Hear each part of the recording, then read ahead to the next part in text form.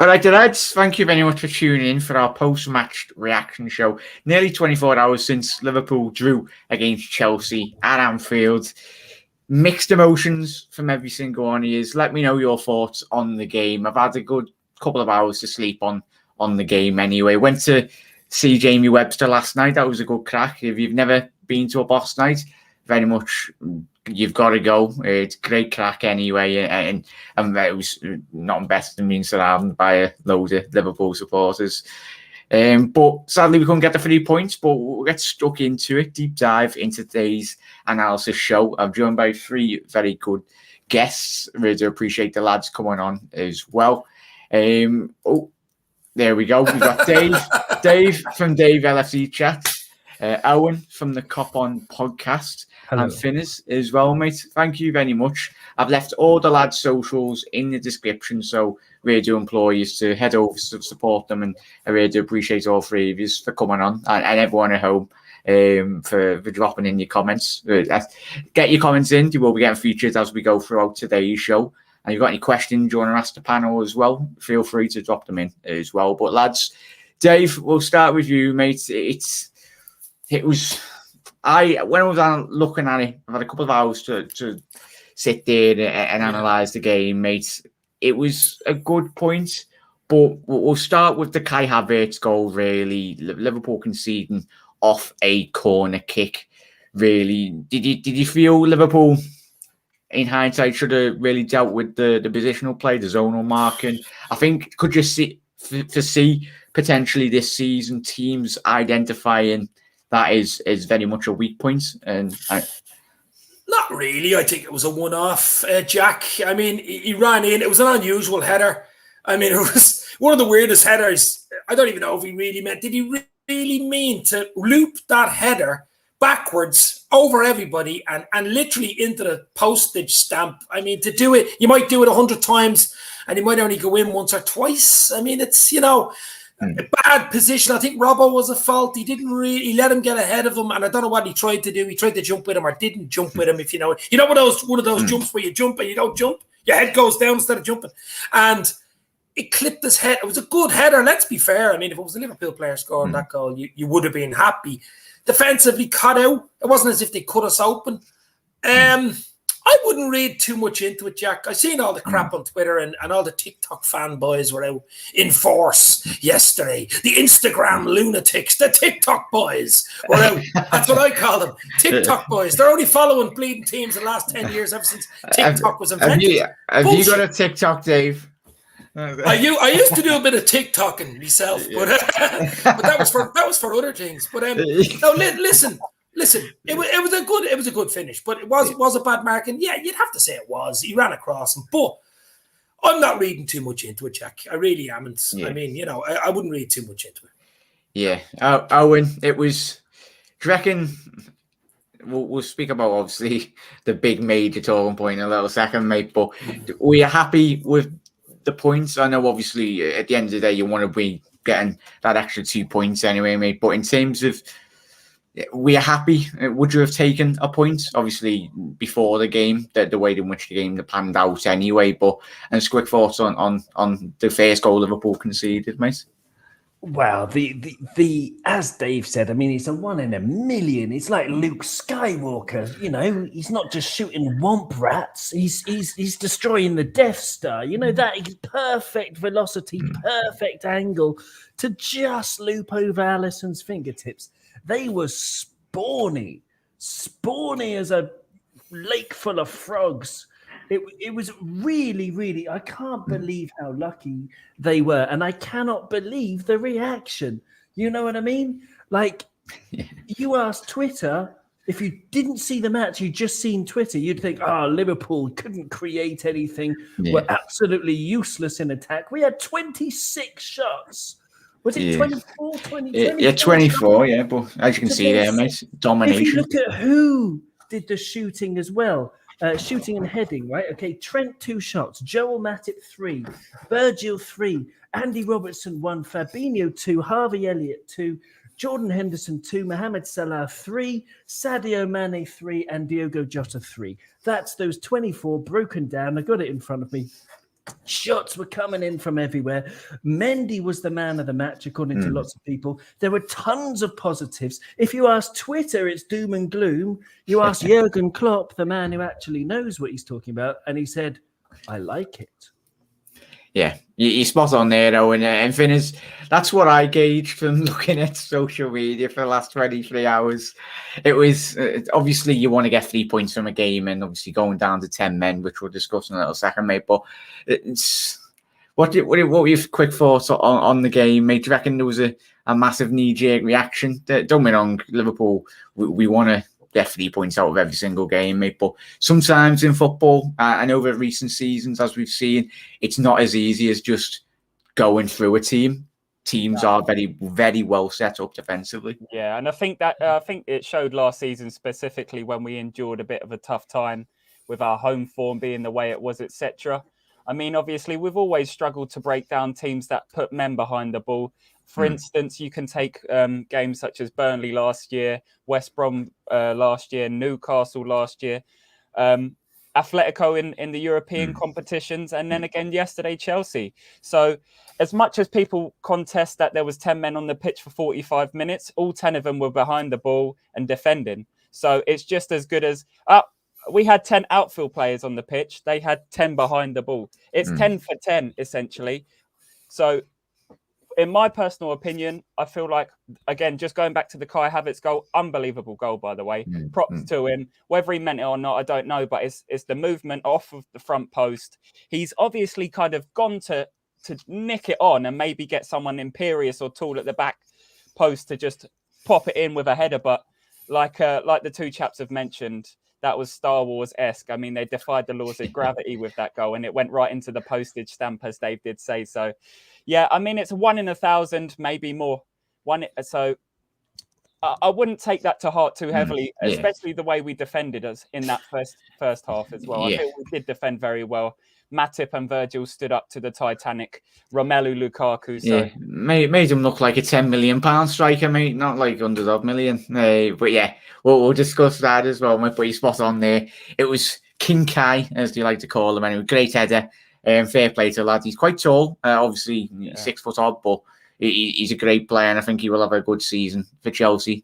More months under his belt in terms of the Premier League. I think the transition from Bundesliga football to the Premier League, similar in terms of the physicality, but Kai Havertz, as he's shown at Bayer Leverkusen, he's very much got the tools to thrive in that Chelsea system, as Thomas Tuchel's already showed yesterday.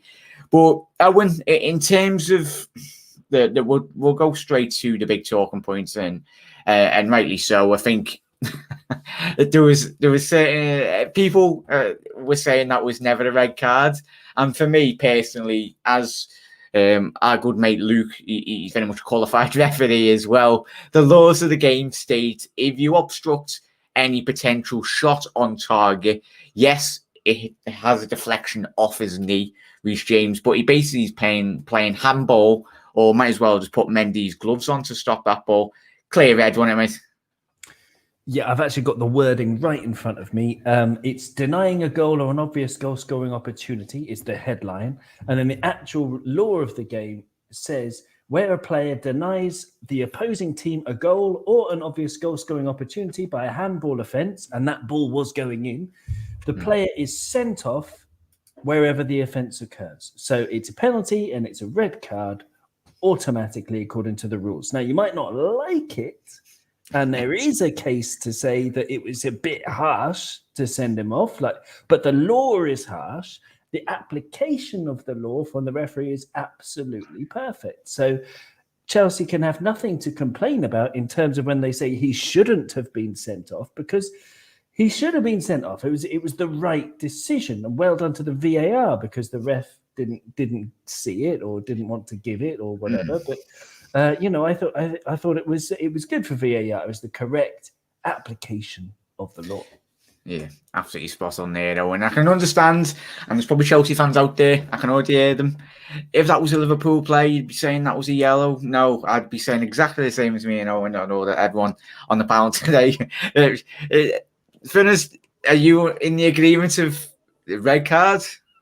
So I'll give you my thoughts on it. Basically, what with all the adjustments and all of the law changes that have happened over the 5 years that we've been watching kind of recent history, yeah, it does get quite confusing. And I feel like the application of the referee's judgment in terms of allowing the game to flow this season and having them strong tackles, a lot of fans are kind of unsure of where the law actually applies. And I feel like that kind of was a good example in this kind of decision that was made by the referee. I do think it was the correct decision. He has used an arm to deny a goal scoring opportunity. But I think where it's kind of born from, this whole uproar, is the fact that they've just changed so many rules. It's so hard to keep up. And I'm just going to say a little excerpt from what Tuchel said after the game is, I don't even know myself. And when you've got UEFA's Coach of the Year, this is UEFA's Coach of the Year, nominated by UEFA. He doesn't know the rules. Something needs to be said, whether they need to relay that information to the management, whether they need to hold a press conference with all the managers invited, just so they're crystal clear, because it needs to stop. The touchline fracas, the whole reaction from the Chelsea squad, it was absolutely abysmal. And to swarm the referee, you've got to think there's 22 players on that pitch and there's 3 officials, with the exception of the guy that does the subs board. But there's not many of them to protect the referee in that situation. And again, going in at half time, I felt really bad for the referee, because you could see the lino run over to come and support him, because he knew what was going to unfold. They knew what was going to unfold. And it needs to be stamped out the game. You need to go... Football needs to look at rugby in this respect. And I've always said this for about 10, 15 years. They need to look at rugby, and there needs to be command of respect. All of this money in this game, and everyone's head just goes. Absolutely just, it's lost. And you look at some of the most famous rugby referees, they don't take it. And they will discipline players with cards, bookings, sin bins. Something that I think the league needs to take a strong look at, because dissent on the pitch is not... It's not going to help any case. It's always been the case for Chelsea, though, isn't it, mate? Yeah, no, but you're spot on there, mate. It's frustrating, and even if it was Liverpool players, it's not nice, but it's a factor of the games, and I think the impact of the crowds this season. The referees have been letting a couple of challenges go, Dave, haven't they, as well? And for me, that's for the benefit of the game. Yes, I know Jurgen Klopp last week was very frustrated. Some of the tackles Burnley put in, rightly so. But for me, it disrupts the whole momentum if you just stop in the game. I'd much rather see a more flowing style of a game in terms of... Do you reckon you're happy with the add-on what Finn has just said there, mate? Well, there's a few things. I'll talk to you about the penalty and the penalty and the red card situation just before I go on to... I like the rough and tumble of football. So here's the thing. I think it was a penalty, definitely, and it was a red card. But I actually think this might be a little bit controversial curveball in there. The red card didn't suit us, and I'll tell you why. It made Chelsea go in at half-time and change their tactics totally and go real defensive. And that fucked us up second half. If we would have come into that 1-1 at half-time, we were buzzing. We were ready to rock. And you could see us 5-10 minutes even into the second half. They looked like there was only going to be one winner, but Chelsea went into a shell and we're just playing on the break. Sometimes it works for you with 10 men and you can overrun them. We've seen what City did to lower-level teams. These are the European champions, by the way. But sometimes it just doesn't work against you. And it happens exactly like it did yesterday. We had all the possession. We had chances. But I think that red card sort of didn't help. I know it sounds weird. It really does sound weird. And we still should... 10 men against 11 should always win. But as I said, it doesn't always win. And the other question is what you were saying about the referee letting the game flow. I like that. I don't like that niggling falling around. If you watch Gaelic football over here in Ireland... You certainly won't be watching Premier League football. These boys will punch your head off. You walk around, you roll on the ground. They'll lift you up off the ground, give you a punch, put you back in the ground. Different level, baby. Different level over here. So None of that handbags bullshit going on. I like the rough and tumble. Like the rugby. I like the little bit of rugby as well, the way they get in. But the refereeing is so much better.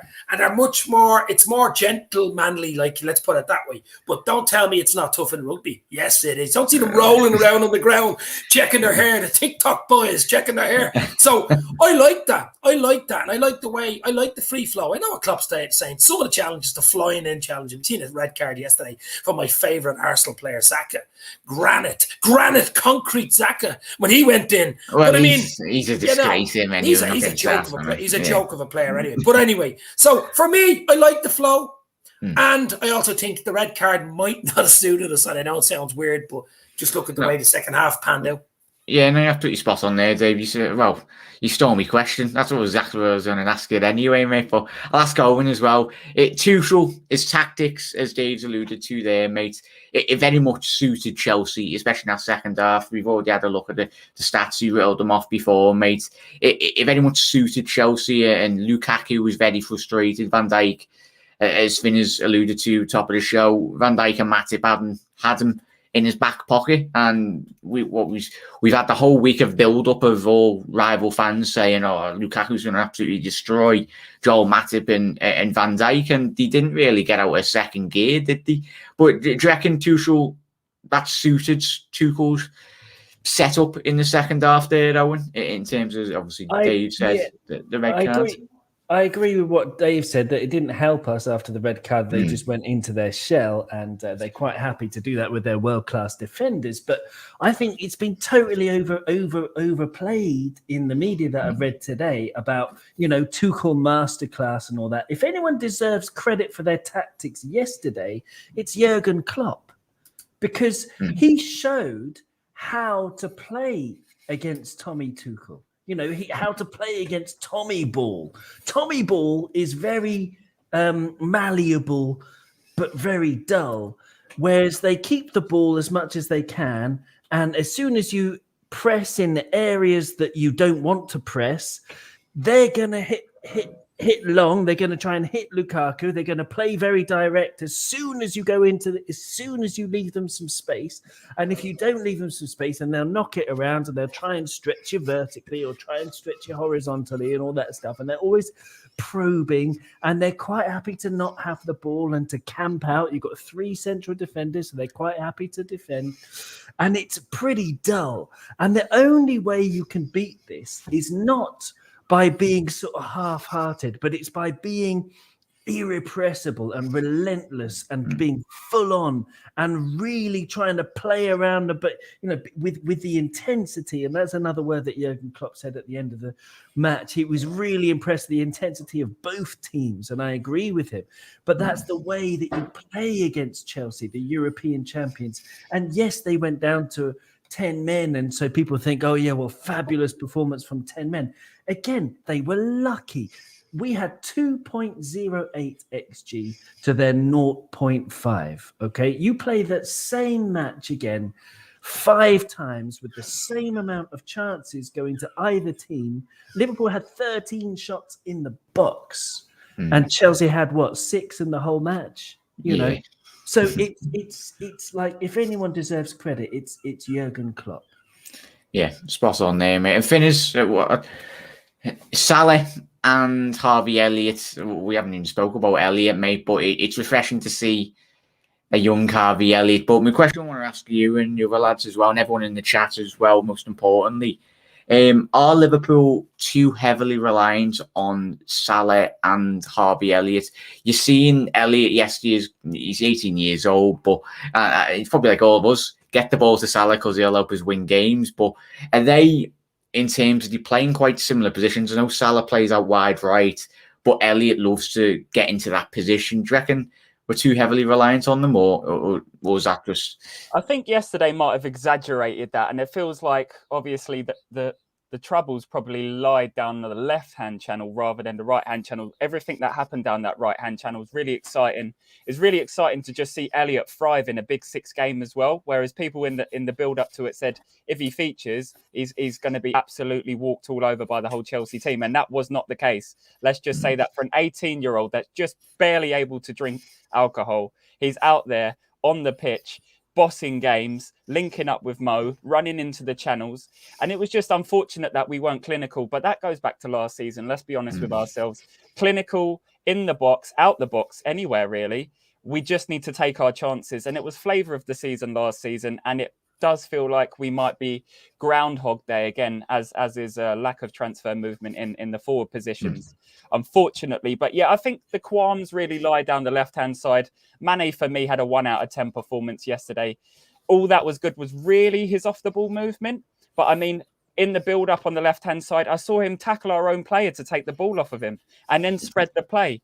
I mean, Robertson looked a shadow of his former self yesterday. I mean, he mustn't have had a pre-game iron brew or something.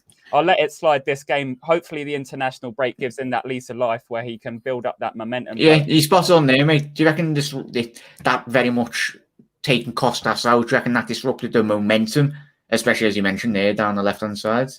I hope it hasn't, and I'll tell you for why, because how enthralling Robbo's been for the last 4 years and how much he's a big smile. You can tell when it's going well. And it's not even results driven. It's when the camp smiles and when they're unified and they're playing together and they're gelled as a unit. That's when we'll grind out our best performances. And Robbo yesterday, when he came off, it really cut me deep. And I did think to myself, I hope this sulk doesn't last too long. He shrugs it off. He understands it's for the benefit of the team. And Costas' performances have warranted that substitution. My personal opinion, slightly earlier, I think we might have provided something if he came on maybe 10 minutes prior. Because that left-hand channel was just not good enough yesterday, unfortunately. Yeah, absolutely spot on there, mate. Dave, what do you reckon? For me, when I was watching that game as well, it's difficult when you have got an injured player and it coming into a high-intensity game. I think when everyone done the shows on YouTube and our social media, I think we all picked Andy Robinson due to the fact it's a high-pressure environment. Chelsea Football Club coming to Anfield. Would you start Costas in the next game? Or do you reckon... Well, there's a 2-week break now, isn't there? An international break. He'd be probably playing for Scotland. Costas would probably be playing for Greece. Actually, earlier in the week, we did a few podcasts and I was saying Simicas should start because of the fact he hasn't done anything wrong and he'd actually look good in the 2 games. Have Robbo on the bench if you need him. Bring him on last 20, 25. Robbo started, and we don't know what he was like in training. He must have been back to himself in training. Only Klopp and the staff know what he was like in training, you know. So he must have been okay to start. That's all you can think there. I think Bobby was a mistake. I think Bobby, I don't know. Listen, a few mistakes yesterday, I think. I think Bobby, I heard a little rumour that Bobby actually wasn't 100% fit to start that game. I think Klopp mentioned something about it, and he just started him out of necessity. He was moving, he looked injured. He didn't look right. 60 but seconds, mate. You're already showing your hand when you do something like that in a poker game. And this was like a poker game, really. I mean, you know, 2 top teams sitting at the table. Like, you know, it's poker stars reunited. And, like, it's a one-on-one. And it's like a chess game, really. A chess game, one-on-one chess game. Bobby Fischer chess game. And, like, little things like that, little minute details can lose the game, basically. And obviously a draw isn't losing the game, but, you know, against 10 men second half, it felt like a loss. I know it sounds another weird thing to say, but at home, it felt like a loss, even though it wasn't, and it was a draw, and you'll take it. It's 7 points, it's in the bag. But I just thought it was 1 or 2 little things.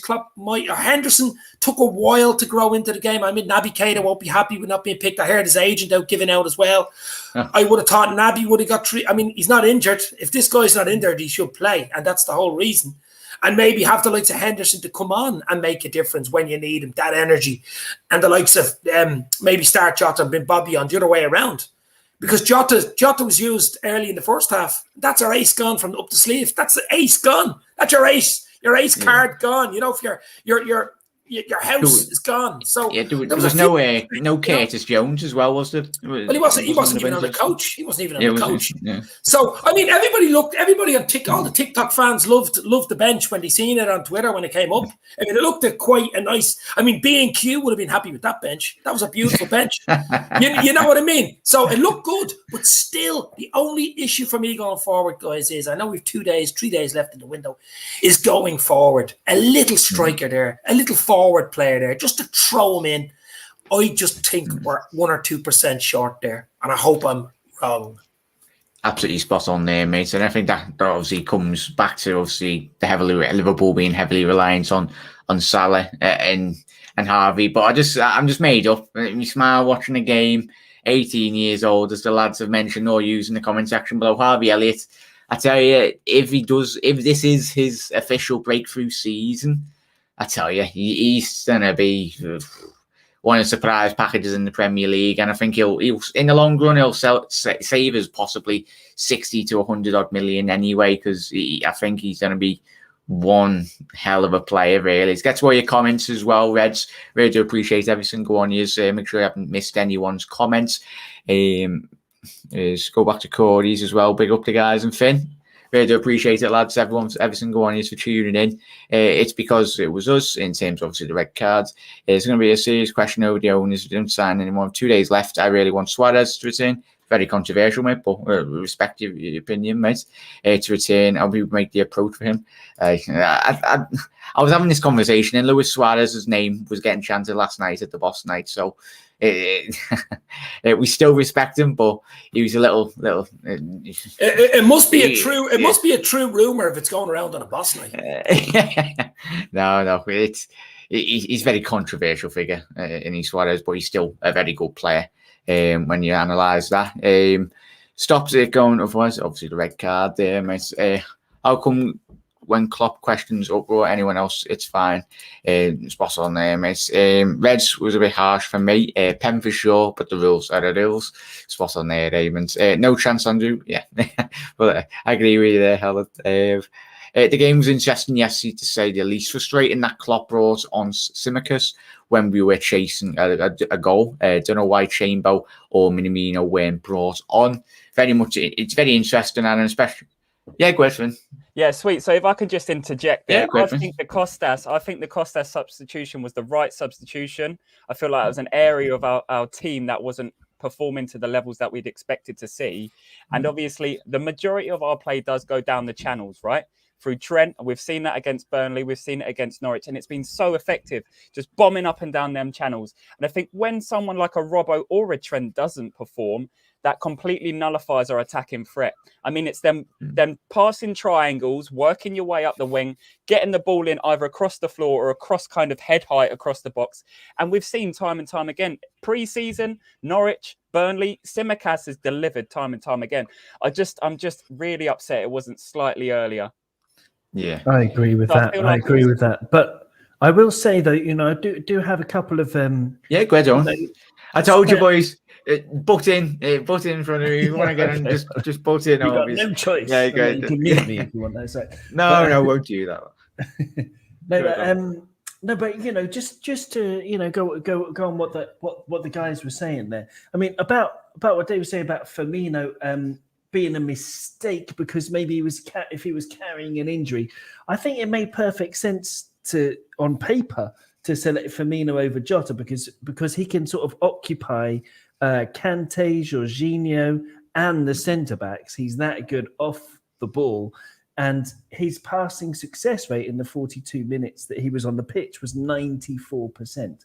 Which, if you compare to our other attackers, I mean, Sadio Mane had 75%, Mo Salah had 89.7%, and what Finn was saying about Sadio Mane having a 1 out of 10, I think that was very harsh.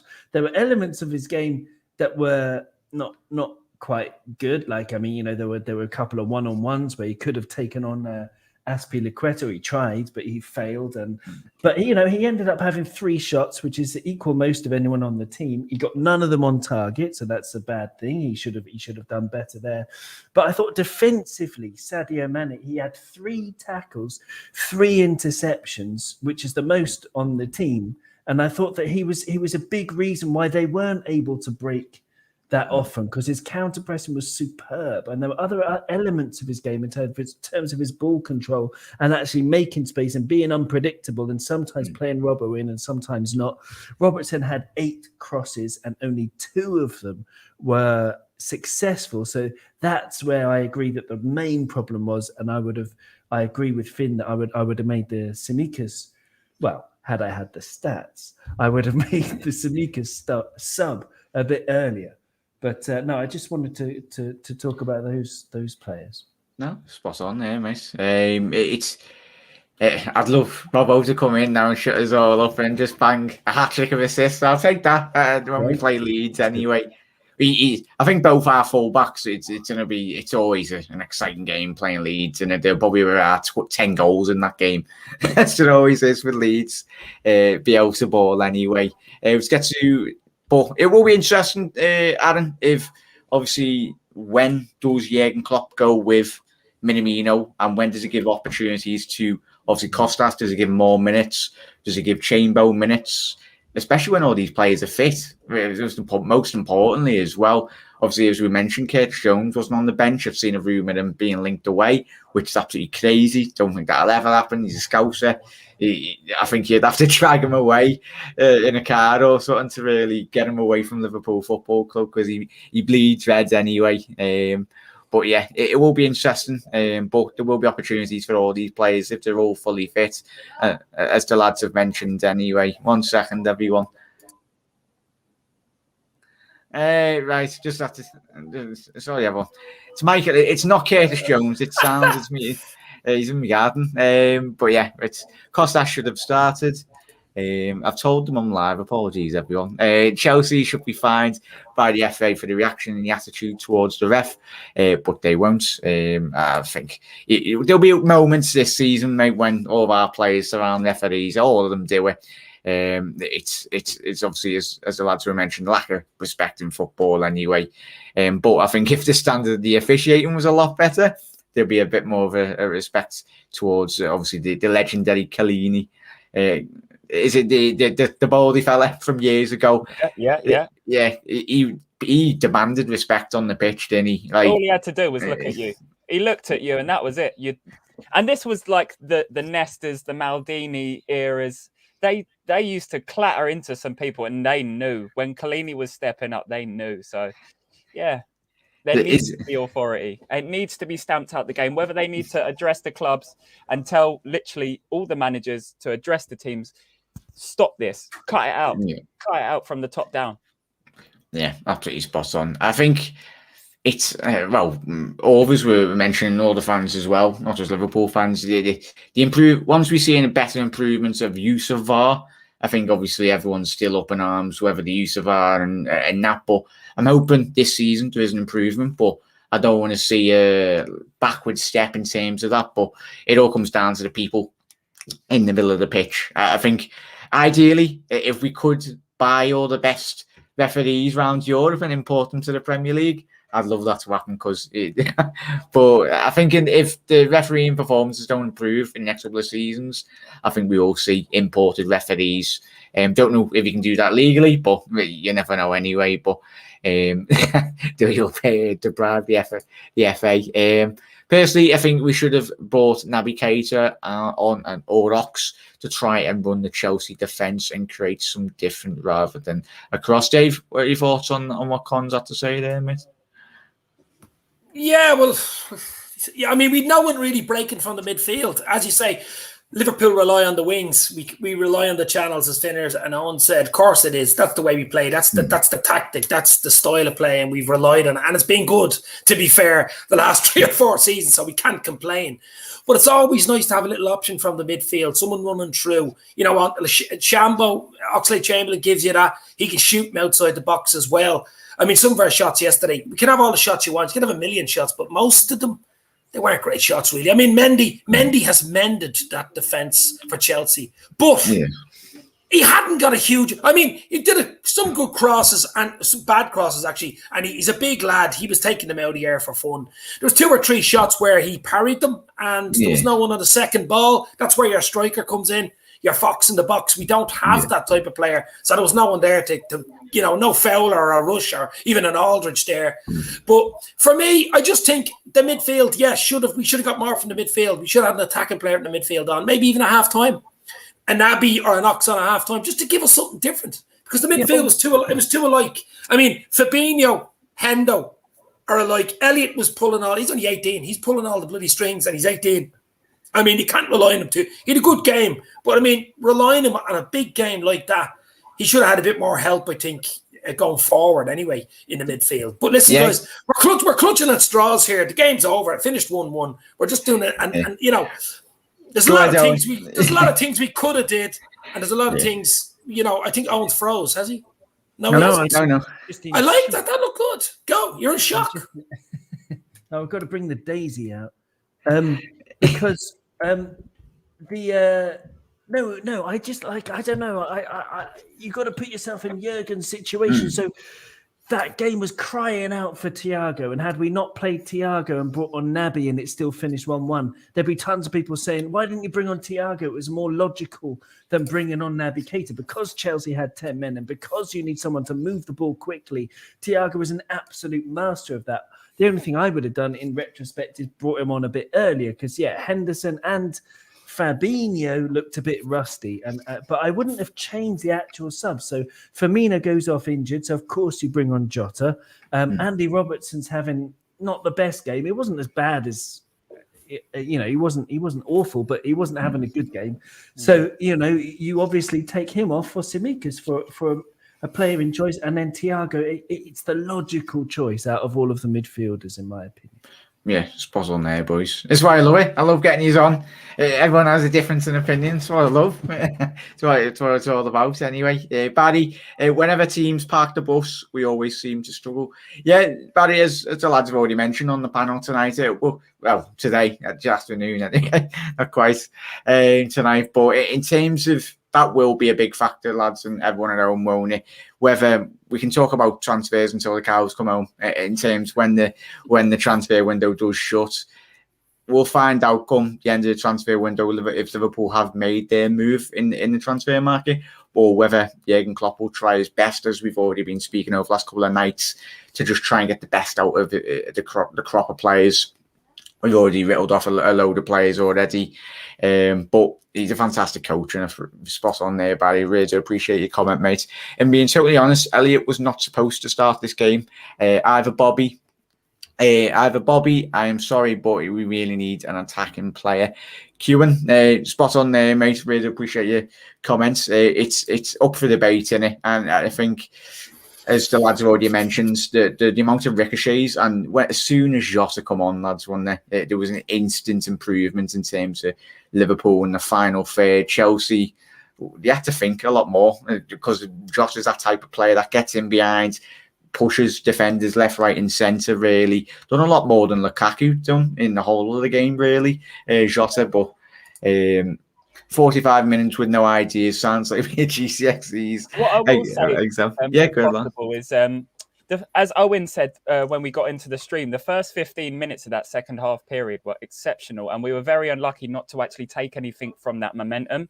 Had we taken the goal off the back of that momentum, we would have stretched the team completely open, and I think we would have gone for blood there. I think we could have got 4 or 5 had we scored during that period of momentum, and we were very unfortunate. And again, I just want to completely agree with Owen's sentiments about the Thiago and the Tsimikas substitution. I think they were both a little bit too late. I feel like, obviously, we identified as fans throughout that game that there were opportunities to draft men off and bring men on. But again, Dave made a solid point. We were forced to play our ace card too early. And I feel like that was unfortunately, it was the crutch of how the game panned out. And it's quite upsetting, but... Jota caused our corner kick, then the pen. Spot on there, boys. Right, I'll really do appreciate it. That's going to conclude today's episode. Make sure you do head over to Owen's channel, the Cop On Podcast. I've included his Twitter as well, so you can head over to all of his Spotify and everything. But I really do appreciate it, Owen. Finners, I've got your links to Finn's Twitter and everything, and all down below. And Dave from Dave LFC Chats as well. Thank you very much, lads, and every single one is in the comment section below. Amir, Mitchell, Kewan as well, Eamon, Helen, Barry, give us all shout outs. Connor from the Cop Amp, the Cop Council. There's so many cops. The Cop Council. Make sure you do head over, subscribe to him as well, my good mate. Aaron as well, Helen, Dixon as well, absolute legends. Make sure I haven't missed on it. Andrew, and every single one of you that are watching this on the replay anyway. But I really do appreciate all three of you coming on today, lads. We fully enjoyed it, and definitely will be getting you on for any more future shows. And it's interesting that we can delve and dive into it, and obviously it's all about analysing the game and improving, which I think you mean Harry Kane into it? Oh no. So, Dave, you'll start to, you know what everyone's like on social media. It's like, oh, Salah dives. I don't want to start that debate. But thank you very much, Dave. Owen from the Cop On podcast. And you got it right. Well done. There's so many. Cheers. Thank you very much, lads. Oh, my God. Yeah, cheers. Thanks. And Jack, can I just leave you one thing that I haven't mentioned? Right, I did the maths yesterday, and since we won the league, which is only 2 seasons ago, right at the end, last year, calendar year, but in those 2 seasons since, Chelsea have spent 365 million euros, right? And they still look worse than us. Yeah. Oh, you've just triggered the whole Chelsea fan base there. Did you see their celebration at the end of it? Oh, they won the Anfield. They won the Anfield Cup final with a 1-1 draw. Bigger than when they won the Champions League, wasn't it? The worst last season was it the Southampton manager? He was on his knees. When he won it Anfield, but forget about that. We're going to go unbeaten in Anfield this season, and he made it here first. But lads, thank you very much for tuning in. Everyone at home, hope you have a lovely day, and we'll see you tomorrow for another video. You never walk alone, Eds. Ta-ra.